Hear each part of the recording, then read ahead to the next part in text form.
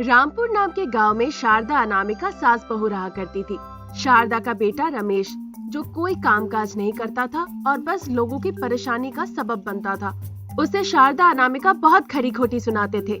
अरे रमेश, मैंने कितने भगवान के पास जाके सर पटके थे, तब जाके तुम पैदा हुए।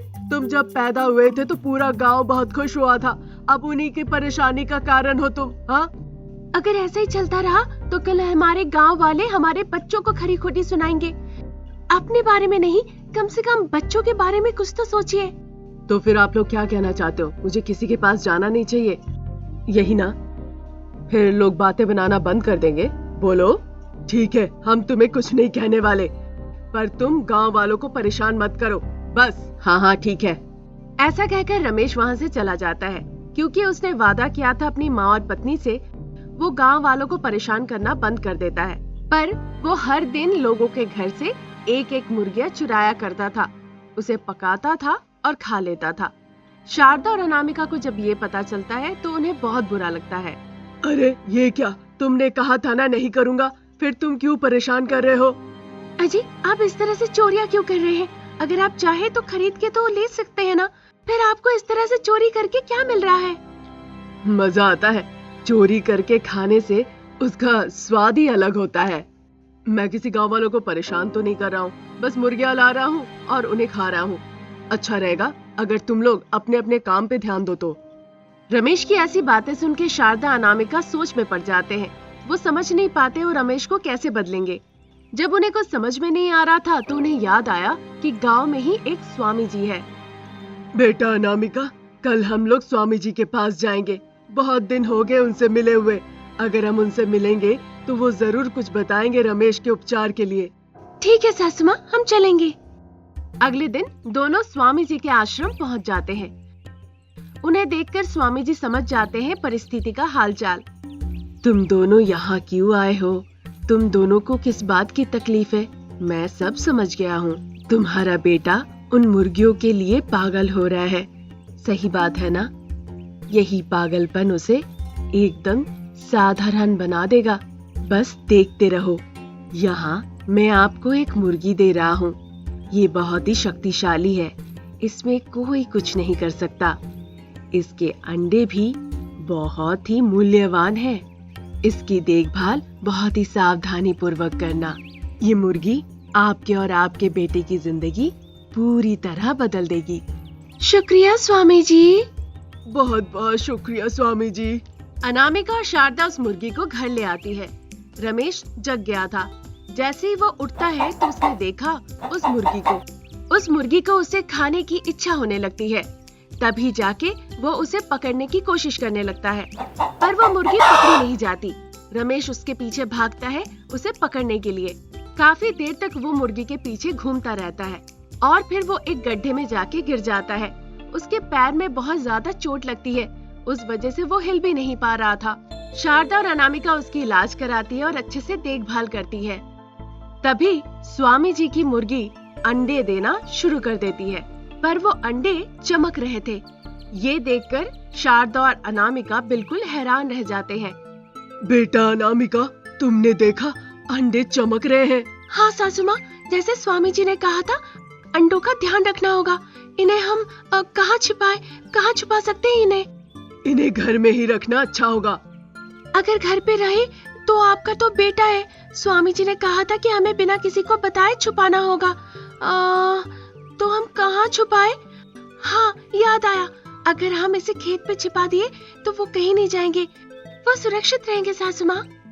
ये सही कहा तुमने। तो कल जाके इन अंडों को ध्यान से छिपा देना, ठीक है ना? ठीक है सासू माँ। ऐसा कहकर अनामिका उन अंडों को ले जाकर छुपा देती है।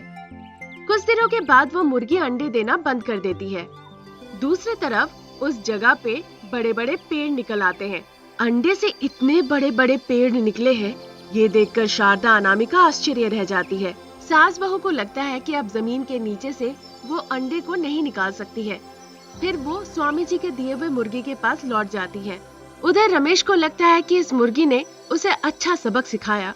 धीरे धीरे रमेश का पैर ठीक होने लगता है। वो अब धीरे धीरे चलने भी लगता है।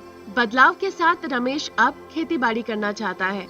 रमेश के इस परिवर्तन को देखकर शारदा और अनामिका बहुत खुश होते हैं। एक दिन अचानक से रमेश दौड़ते हुए घर आता है और कहने लगता है, माँ, अनामिका, तुम लोग दोनों जल्दी खेत में आओ, अभी जल्दी आओ। रमेश अपनी माँ शारदा और पत्नी अनामिका को लेकर खेत में जाता है। वहाँ के पेड़ों को देखकर वो आश्चर्य रह जाते हैं। हर एक पेड़ में अंडे उगे हुए थे, देखने में बैगन जैसे लग रहे थे। ये सब देखकर तो वो आश्चर्य थे।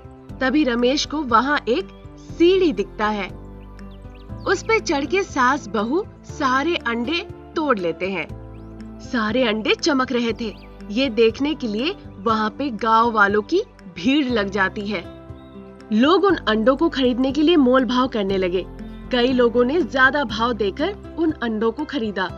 माँ, मुझे तो विश्वास नहीं हो रहा, मैं तो बहुत आश्चर्य हो रहा हूँ। हाँ, तुम्हें बदलने के लिए ये अंडे हमें स्वामी जी ने दिया था। तुम बदल गए हो और देखो हमारा कितना अच्छा हुआ है। इन अंडों को बेचकर तुम व्यापार करके अच्छे पैसे कमा सकते हो। हाँ सासू माँ, अब से सब कुछ अच्छा होगा। स्वामी जी के हर बात सच हो गए। रमेश अपनी पत्नी की ऐसी बातें सुनकर बहुत खुश हो जाता है। अंडों की खेती करके उनका परिवार बहुत पैसे कमाने लगते हैं। उन पैसों से रमेश गरीबों की मदद भी करने लगता है। धीरे धीरे उसका बहुत नाम हो जाता है। रमेश को देखकर शारदा और अनामिका भी बहुत खुश होते हैं और तब से वो खुशी खुशी जीवन व्यतीत करने लगते हैं। एक गांव में शारदा और अनामिका सास बहू रहा करती थी। अनामिका के पति रमेश काम करते थे कंपनी में। अनामिका और रमेश के 2 बच्चे थे। एक तरफ अनामिका अपनी बुजुर्ग सासू माँ का देखभाल करती थी, दूसरी तरफ अपने बच्चों को संभालती थी। रमेश अपनी पूरी तनख्वाह अपने परिवार पर खर्च करता था। तभी एक दिन, अनामिका, बताइए इतनी हड़बड़ी में क्यों है? क्या हो गया? मुझे अर्जेंटली शहर जाना होगा। बच्चों का ठीक से देखभाल करना, मैं जल्दी वापस लौट आऊंगा। हड़बड़ी में जा रहे हो, परेशान भी दिख रहे हो। देर हो रही है माँ, और ऊपर से तुम सवाल कर रही हो। ऑफिस के काम से जा रहा हूँ, ठीक है, जल्दी लौटूंगा, सावधान रहना। ऐसा कहकर रमेश जल्दी में घर से निकल जाता है। फिर शाम हो जाती है। शाम तक रमेश घर लौटने वाला था, पर उसके बदले शारदा और अनामिका को एक बुरी खबर मिलती है कि रमेश की एक दुर्घटना में मृत्यु हो गई है। ये खबर मिलते ही मानो कि उनकी दुनिया ही उजड़ गई हो। अब दोनों बच्चों पर पिता का साया नहीं रहा। रमेश की मृत्यु के बाद कुछ दिन ऐसे ही निकल जाते हैं। शारदा और अनामिका घर में पहले से जो कुछ था उसी से घर चलाते हैं, लेकिन कुछ दिनों के बाद से ही उनकी आर्थिक संकट शुरू हो गई। बेटा अनामिका, अगर हम काम नहीं करेंगे तो हम पर बहुत समस्या आएगी। घर पे सब खत्म होने वाला है। हाँ सासू माँ, उनके नहीं रहने से हमारी परेशानी बढ़ गई है। यहाँ तक कि बच्चों को भी देखने के लिए हमारे पास पैसे नहीं है। अब क्या होगा? हम क्या करेंगे? मैं कहीं भी काम करूंगी सासू माँ। आसपास के घरों में नौकरानी का काम करूंगी और पैसे कमा लूंगी। कुछ दिन ऐसे ही जाने के बाद मैं एक अच्छी नौकरी की तलाश करके नौकरी करूंगी सासू माँ। सावधान रहना बेटा, मैं भी कुछ काम करना चाहती हूँ, लेकिन मेरी परिस्थिति वैसी नहीं है। बच्चों का भी हाल देखकर मुझे बहुत बुरा लग रहा है। सासू माँ, दुखी मत होइए। ऐसा कहकर अनामिका अपनी जीविका चलाने के लिए आसपास के इलाकों में नौकरानी का काम करने लगती है। वो रविंद्र नाम के एक सम्मानित व्यक्ति के घर में भी काम कर रही थी। रविंद्र के हरकतों की वजह से अनामिका को बहुत परेशानी होती थी। वो अक्सर उसे टॉर्चर किया करता था, ये कहकर कि उसके पति नहीं है। क्योंकि अनामिका मुसीबत में है, इसीलिए तो वहाँ काम करने आई है। क्योंकि अनामिका को बहुत परेशानी हो रही थी, इसीलिए वो काम छोड़ के उनके वहाँ से आ जाती है और पेड़ के नीचे बैठ जाती है। उसे दूर से शारदा देख लेती है। बेटा अनामिका, तुम दुखी क्यों हो? क्या हो गया, बताओ बेटा। कुछ नहीं हुआ सासू माँ, बस ऐसे ही अकेले बैठी हूँ। मुझे पता है बेटा, एक महिला जब अकेले इस तरह बैठी रहती है और वो कहती है कि कुछ परेशानी है, तो जरूर उसकी परेशानी बड़ी है। तुम काम के लिए नहीं गई और यहाँ बैठी हो। मैं तुम्हारा दर्द समझ सकती हूँ बेटा। क्या हुआ, बताओ मुझे। शारदा के इस तरह से पूछने पे अनामिका बहुत भावुक हो उठती है और सासू माँ को गले लगाकर जोर जोर से रोने लगती है। सासू माँ, ये समाज ही ऐसा है। अगर कोई महिला अकेली होती है तो उसे खुशी से रहने नहीं देता। हाँ बेटा, इस समाज में सर ऊंचा करके रहना पड़ता है। और लोगों को कुछ करके दिखाना पड़ता है बेटा। लेकिन हमारी अभी तो वैसी परिस्थिति भी नहीं है सासू माँ। अगर तुम नौकरानी का काम करोगी तो ऐसी चार दीवारों में रह जाओगी। पहले हमें अपनी जिंदगी को बदलना होगा और एक अच्छा काम ढूंढना होगा। चलो चलते हैं। शारदा अपनी बहू अनामिका को लेकर काम ढूंढने निकल जाती है। बच्चों का देखभाल करने के साथ साथ वो ईंट ढोने का काम करने लगती है। उस काम को करने के दौरान उन्हें बहुत परेशानी होने लगी। बच्चों का देखभाल करने के साथ साथ सास बहू ईंट ढोने लगे। जब वो इस तरह से काम कर ही रहे थे, एक दिन अचानक शारदा बेहोश हो जाती है। सासू माँ, आंखें खोलिए सासू माँ। आसपास के लोग भी शारदा को देखकर चिंतित हो जाते हैं। अनामिका बहुत रोती है और फिर पानी लाके शारदा के मुंह पे छिड़कती है। धीरे धीरे शारदा अपनी आंखें खोलती है। शारदा को अपनी आंखें खोलते हुए देखकर अनामिका बहुत खुश होती है। जब ये सब हो ही रहा था, ठीक उसी वक्त उनके मालिक विनय वहाँ पर आ जाते हैं। वो वहाँ पर शारदा और अनामिका को देखकर बहुत आश्चर्य होते हैं। अनामिका जी, आप यहाँ क्या कर रही हैं? पहले अनामिका पहचान नहीं पाए विनय कौन है। बाद में विनय ने अपने बारे में खुद ही बताया। आपके पति रमेश मेरा दोस्त था। उस दिन रमेश मेरे से ही मिलने के लिए आ रहा था और उसका एक्सीडेंट हो गया। तब से मैं आप लोगों से मिलना चाह रहा था, पर व्यापार की वजह से मैं नहीं मिल पाया। मुझे माफ कर दीजिएगा। रमेश मेरा बहुत अच्छा दोस्त हुआ करता था। विनय की ऐसी बातें सुन के शारदा रोते रोते कहने लगती है। उसके जाने के बाद हम अनाथ हो गए, कोई देखने वाला नहीं रहा। इसीलिए अपनी जिंदगी चलाने के लिए हम यहाँ पर कूली का काम कर रहे हैं। बच्चे अब बड़े हो रहे हैं, उनके पालन पोषण के लिए, उन्हें ठीक से बड़ा करने के लिए मेरी बहू बहुत परिश्रम कर रही है।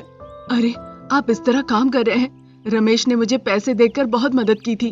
अगर उसके पास पैसे नहीं होते थे तो वो सैलरी से पैसे लेकर मुझे सहायता करने के लिए पैसे देता था। मेरा समय और भाग्य की वजह से आज मैं यहाँ पर हूँ। रमेश ना होता तो यहाँ मैं ना हो पाता। अब से आप लोगों को कोई परेशानी नहीं होगी। नहीं बाबू, नहीं चाहिए। इस समाज में मर्द हमेशा एक औरत को खिलौना जैसा ही समझता है। आप दयालु होकर अगर हमें सहायता करेंगे तो पूरे गांव वाले अलग अलग बातें बनाने लगेंगे। हम मेहनत करके ही पैसे कमाएंगे, हमें इसी तरह रहने दीजिए। देखो अनामिका, मुझे तुम्हारे बारे में पता है। रमेश तुम्हारे बारे में कहता रहता था। मैं समझ सकता हूँ तुम किस बारे में कह रही हो। अब मैं ये कहना चाहता हूँ कि मैं तुम्हें वो पैसे लौटाना चाह रहा हूँ जो तुम्हारे पति ने मुझे दिया था। तुम उन पैसों से एक व्यापार शुरू कर सकती हो, और अगर ना भी करना हो तो वो पैसे तुम्हारे बच्चों के लिए मददगार होगा।